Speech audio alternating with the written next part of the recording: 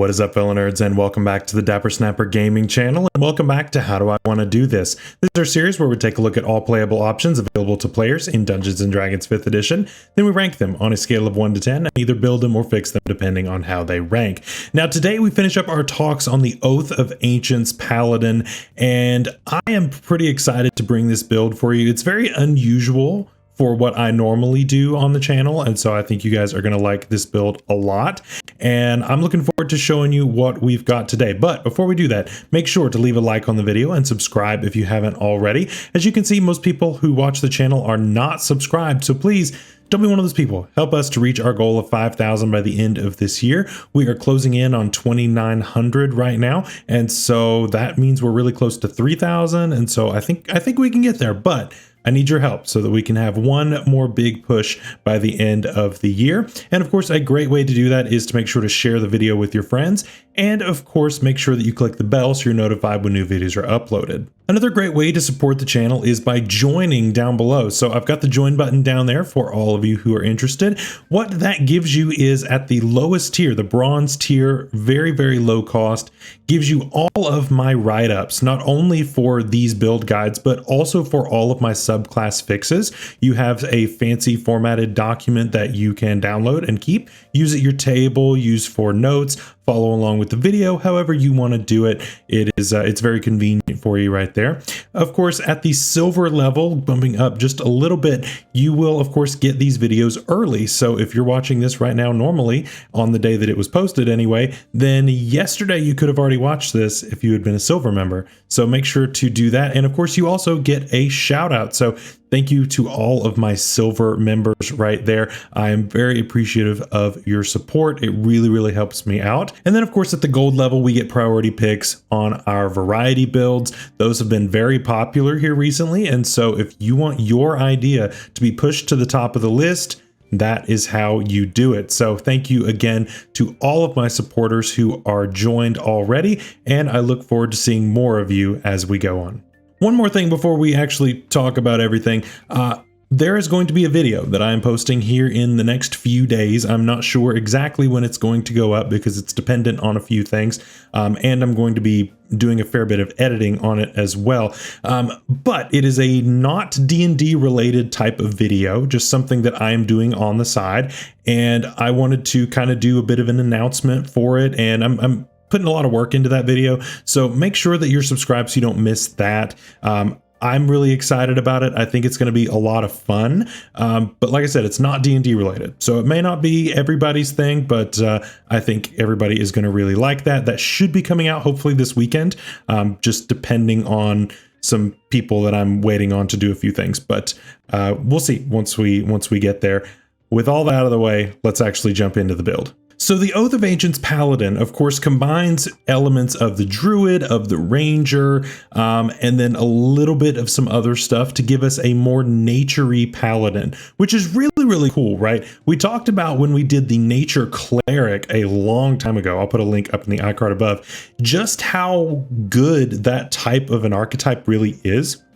Because the Cleric already had a good kit, but then adding some Druidic stuff just made it even better, right?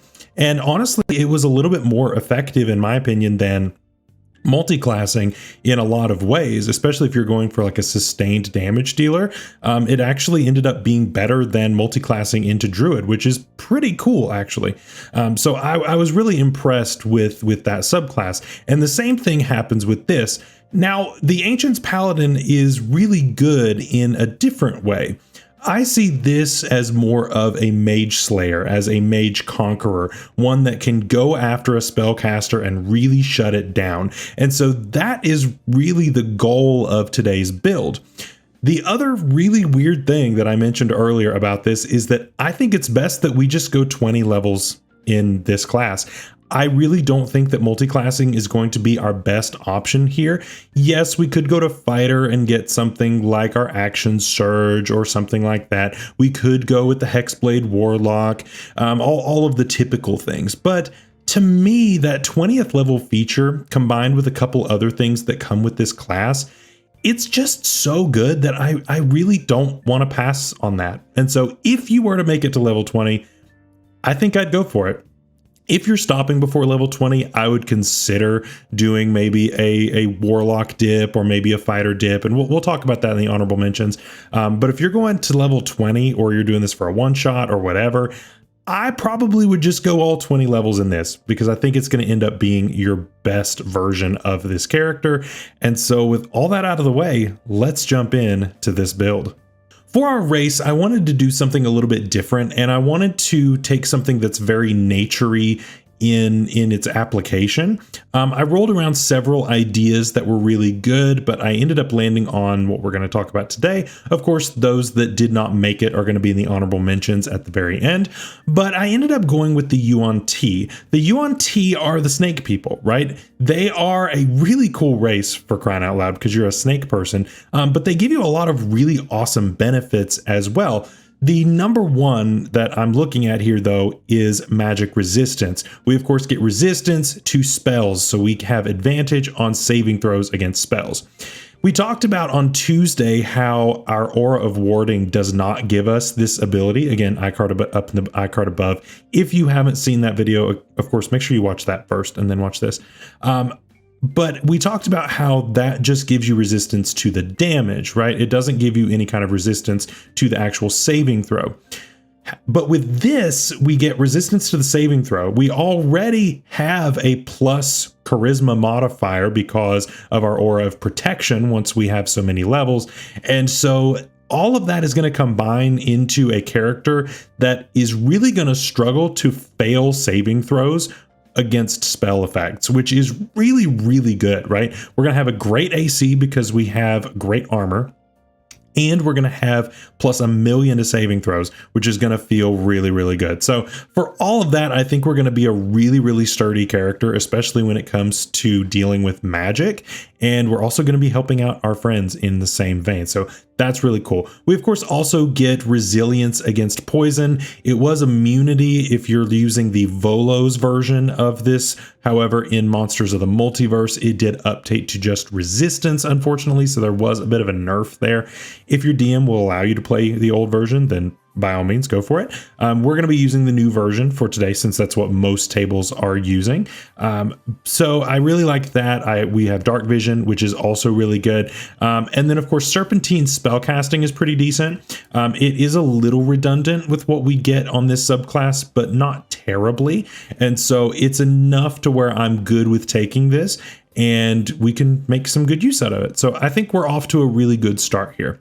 For our stats, of course, we're going to be using our modified standard array as always. So again, if you are using any kind of other stat array, standard array, point buy, rolled stats, anything like that, your stats will look different than mine, and that is totally okay. Just adjust for what your table allows, and we can go from there. But so for me, our regular standard array that we use is going to put our top stat into our strength.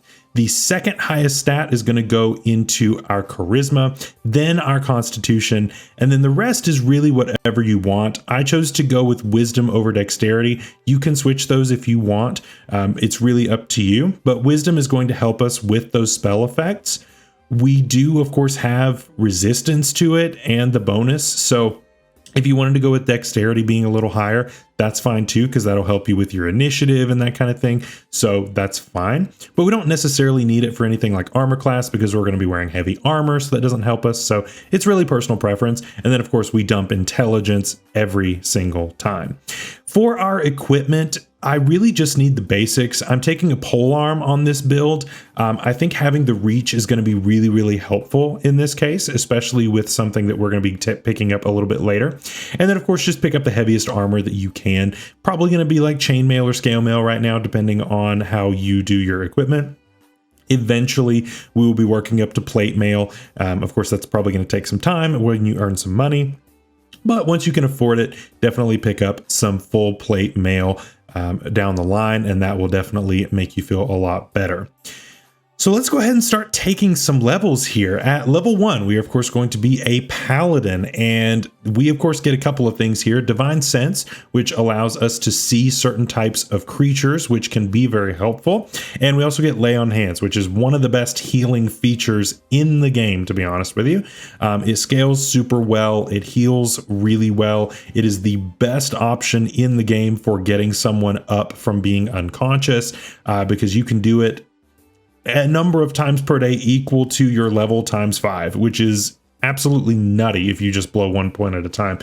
Or you can blow more and cure diseases and that kind of thing. It's super handy. It's super versatile. The only thing that's holding it back is the fact that it has to be touch. But if that's the only thing that's holding me back, it's worth it to me. So I think it's a great feature. At Paladin 2, we of course get several things, and I'm going to pick up a fighting style. And so for this, I'm going to go with Blessed Warrior or Blessed Warrior, whichever one you want to say. You could go with defense if you wanted to. You could go with great weapon fighting. I don't like great weapon fighting personally. I don't think it provides enough of an upside in the grand scheme. So I personally don't like it.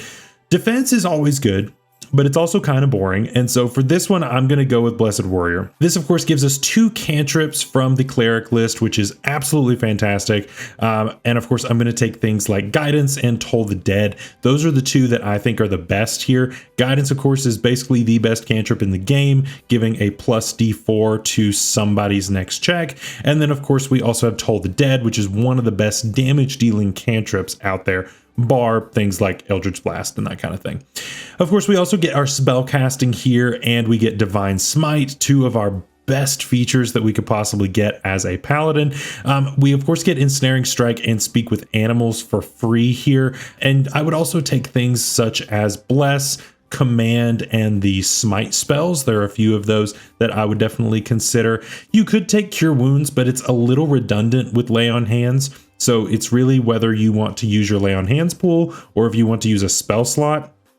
I would probably keep your spell slots around for your Divine Smites if you're going to do that. And so I would just use my Lay on Hands instead. So that's just me, but it's whatever you want to do. At Paladin 3, we get Divine Health, and we also get our Channel Divinity options through our choice of subclass. And so we have one that will let us ensnare an enemy, which is pretty cool. And we also have essentially Turn Undead, but for Fae and Fiends. So that's also pretty good situationally, depending on what you're fighting. Fae and Fiends are things that you can run into a lot of in the late game.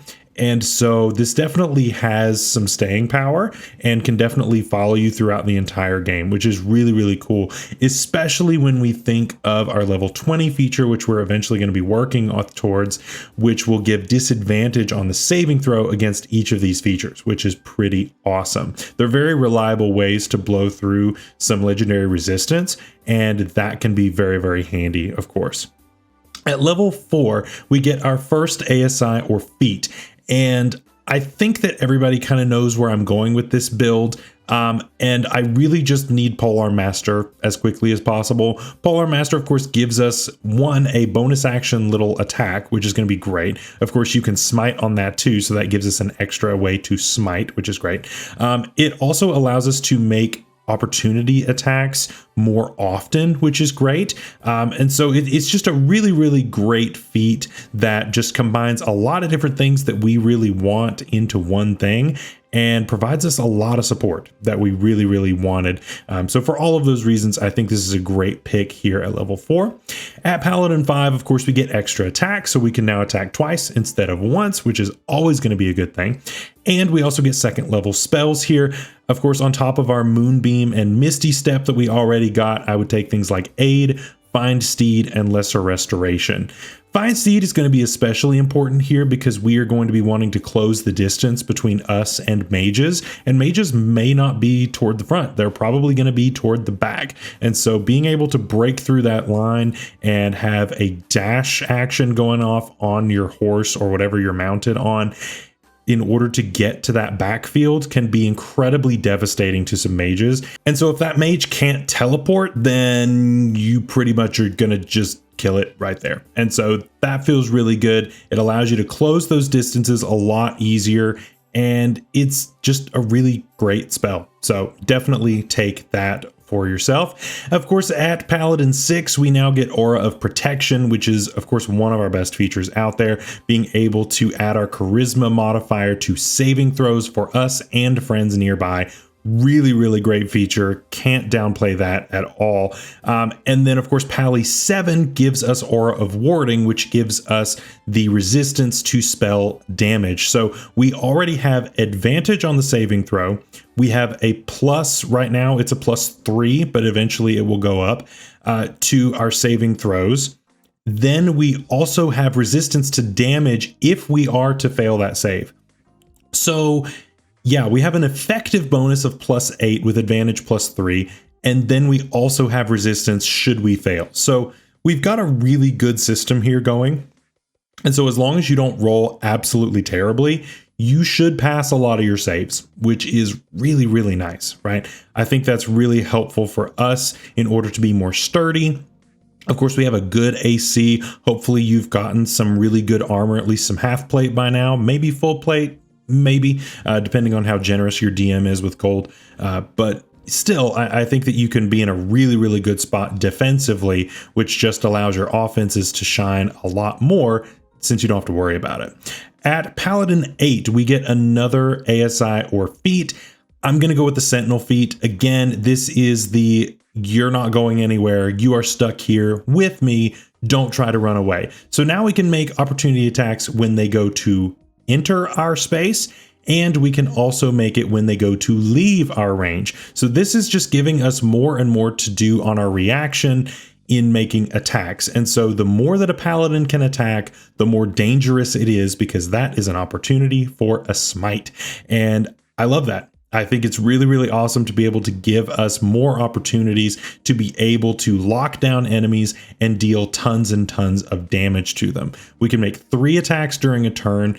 You can smite on all of them as long as you got the slots, and then you could possibly smite someone else as it's trying to leave, do another smite, and then stop it in its tracks. So it takes a ton of damage and then is just stuck for that next round to take 3 more attacks. So for all of that, I think that it's really, really helpful. We then at Paladin 9 get no features, but we do get 3rd level spells. And so on top of our plant growth and protection from energy, which plant growth is super helpful for keeping enemies from getting away. So that's also a really great spell for us. Blinding Smite is great, and Revivify, of course. If you don't have somebody who already knows that spell, I definitely would pick that up. If you've got a cleric or druid or something else that has Revivify already, probably let them do it, but otherwise it is here for you. Paladin 10, we get Aura of Courage, which gives us help against the frightened condition, which can be really, really nasty. And this is a great time to be getting it. I think level 10 might be a smidge late, but it's not terrible. But the frightened condition can be pretty bad. So I really, really like getting that. At Paladin 11, we get Improved Divine Smite. So every attack that we are hitting is dealing extra damage at this point, which is only going to be further amplified as we get better and better smites, and it's going to be further amplified as we are attacking more as things enter and leave our range, which is really, really nice. At Paladin 12, we get another ASI or feat here, and I'm just going to take a +2 to my strength finally. Yeah, it's already been 12 levels, but I really think building that core of the Polearm Master plus Sentinel is just such a deadly combination that I really need to do that first before I consider maxing out my strength. So that is my next goal, is to max out my strength. Of course, with my stat array, I've just maxed it out. If your stat array is different, you may have to go another round into that, and that's totally fine, but definitely bump that up at this level. At Paladin 13, of course, we don't get any features, but we get 4th level spells, and so we get Ice Storm and Stone Skin. I kind of downplayed Stone Skin in our ranking video back earlier this week. Stone Skin is pretty good, actually, and so I don't think that it's necessarily bad or useless, like kind of what I alluded to earlier, but I think it's actually a pretty good spell here, and it actually works out decently to make us more tanky. I probably wouldn't use it as much, at least on this character, but it's not a bad spell if you want to bring it. Banishment and Find Greater Steed are also really good, as well as Staggering Smite. All of those are really good spells if you want to bring those as well, but I think that those are probably better uses of your spell slots here. Find Greater Steed especially, because now it can fly, which can be really helpful, getting over certain enemies if we need to, or just getting in a better position. All of that can lead to you getting into a position that is much more advantageous to you a lot easier. So then a Paladin 14, we get Cleansing Touch, which is pretty decent. It's not terrible. Then we get Undying Sentinel at Paladin 15. This is pretty great. It's just Relentless Endurance from the half-orc, but it's still really nice, right? Being able to, if you have to take a bunch of hits, which is unlikely, but if you do and you hit 0 hit points, you can just pop back up with 1, which is really good. At Paladin 16, we get another ASI or feat, and I would go with either a +2 to my charisma or the tough feat. Either way is fine. The tough feat is probably not going to be as needed on something like this, because I really don't see you taking all that many hits because you're just the tank at this point. So I don't know, a tough feat might be a little redundant here, in which case, if you feel that way, just bump charisma and keep going from there. If your strength isn't maxed out, I'd probably keep going with that, but going with a higher charisma at this point is probably going to be a really good option. Again, it's going to just make it easier and easier for us to land successful attacks as we go. And we are going to be, of course, knocking some disadvantage into it once we get to level 20. So all of it works together really, really well. Then, of course, at Pally 17, we get 5th level spells. And so, of course, on top of our Commune with Nature and Tree Stride, we, of course, get Banishing Smite, Destructive Wave, and Dispel Evil and Good. Now, Dispel Evil and Good is one that normally I wouldn't spotlight here, because if they pass the saving throw, it's kind of useless. But like, you're going to be able to give them disadvantage. And this is essentially banishment on steroids, which is pretty great, but it's specific to certain characters. So this is something that I would prep if I know that I am going to be fighting certain types of creatures. Then I would bring this and definitely consider that. Otherwise, Banishing Smite is good, or just the banishment spell. Either way, I think those are going to work really well. But Dispel Evil and Good is not bad. It's kind of niche, but it's not bad at all to bring for certain situations. And then, of course, at Paladin 18, we, of course, get our aura improvements to where they all go to 30 feet rather than the 10 feet, which is really, really fantastic. Then we finally get our last ASI at level 19. And of course, I would probably just bump charisma again. You could take the slasher feat at this point if you wanted to. This would, of course, give a -10 move speed to any enemy that you hit with an attack. So it makes it harder for that enemy to get away. But honestly, I think that with the combination of plant growth, with the combination of Sentinel, with all of these other things that we have, I think that the kid is probably okay without necessarily needing that. And so you're probably fine to just go ahead and bump charisma, and you're good from there. At level 20, of course, we get our Elder Champion, and this allows us to become essentially an Archdruid as a Paladin, and it basically allows us to go Super Saiyan, which is pretty great. So we get 3 great abilities, all of which are going to help us be the ultimate anti-mage. And I just think that ultimately it ends up being a really satisfying kit going from 1 to 20. So what do you think of today's build? Of course, let me know down below what you thought. Honorable mentions, let's go ahead and talk about these really quickly. For our race, I originally considered the Satyr as my race here. We got the same magic resistance. It gave us an unarmed strike, which could have been interesting. Probably wouldn't use that all that much. But I like the idea of a Satyr Paladin. I don't think mechanically it's all that great, but having the magic resistance is pretty awesome. And being a Fey creature is also pretty good because it allows you to get out of things like the hold persons and that kind of thing. So I really like that. I also looked at the Furbolg. The Furbolg, of course, are very naturey in their application. And so that really fit the theme. It comes with some pretty decent features. Of course, allowing for us to disguise ourselves for free. And there are a few other things that are pretty good. But ultimately, I think the magic resistance was a little bit better. So I ended up going with the Yuan-Ti. As for our feats today, of course, the Mage Slayer feat, it was in the original draft, but ultimately I ended up not really having room for it. The thing is that we are going to be a smiting paladin, right? So we're going to be dealing a lot of damage. And so, yeah, we could end up imposing disadvantage onto the concentration checks, but if we're dealing enough damage, then it makes the DC hard enough as is. So that might be a little redundant. It gives us resistance to saving throws from spells that are nearby, and so that's probably redundant because we already have that just blanket put in there. So I just felt like this was a little redundant for this build, but definitely could give you a few nice things that could help. Of course, we talked about the slasher feat, which could be useful depending on how you feel about it. I don't think it's as useful as it kind of comes across, unfortunately, but it's still not the worst feat out there. I don't think that it's the worst idea out there. And then finally, of course, for multi-classing options, of course, a solid 2 to 3 levels in fighter is always going to be a good thing. The Battle Master fighter is always going to be great, or the Rune Knight. Both of those are going to give you extra damage, give you extra options for maneuvering your opponent, or just straight up extra damage is always going to be great. The Rune Knight allows you to grow, which could be really powerful. All of those things are really, really helpful, and I think both could be really, really great. Of course, something else that would work here is the Warlock. So you could, of course, go with the Hexblade Warlock and just have everything based on your charisma. So that saves you having to deal with the strength aspect at all.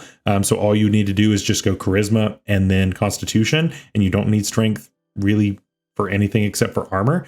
So that's pretty good. I definitely think that that's useful here.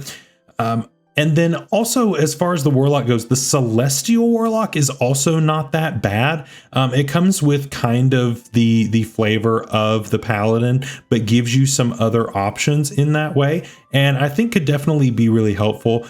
Same thing with the Archfey. The Archfey is also pretty decent. And I think that the flavor there could be really cool as well. Finally, the Sorcerer is always going to be really, really nice here. And of course, Divine Soul is going to be the first one that comes to mind. That gives us access to the Cleric spell list, which could be really helpful. The thing is, we already have Moonbeam, and so having something like Spiritual Weapon could end up being a little redundant since it takes our bonus action to manipulate after the initial casting. So I think that we're probably okay as it is. But of course, you could get things like Spirit Shroud, Spirit Guardians. We get Spirit Shroud already, but Spirit Guardians could be decent. There are plenty of things on the Cleric kit that could be really, really nice on there as well. And so, yeah, I think that's pretty much all of our honorable mentions. Of course, if you have any other ideas, make sure to let me know down in the comments below. And next week, we're going to be talking about the Oath of Conquest Paladin, which is going to be a lot of fun. It is going to be the conquering everything. And I think that that is going to be a good time. And we're going to find out just how good it is compared to the other paladins. Of course, make sure you're subscribed so you don't miss any of those videos or the video that I'm going to be putting out hopefully this weekend, depending. And I really hope you guys will watch that. Of course, leave a like if you haven't already. And stay safe out there. Stay healthy. We'll see you later. Bye-bye.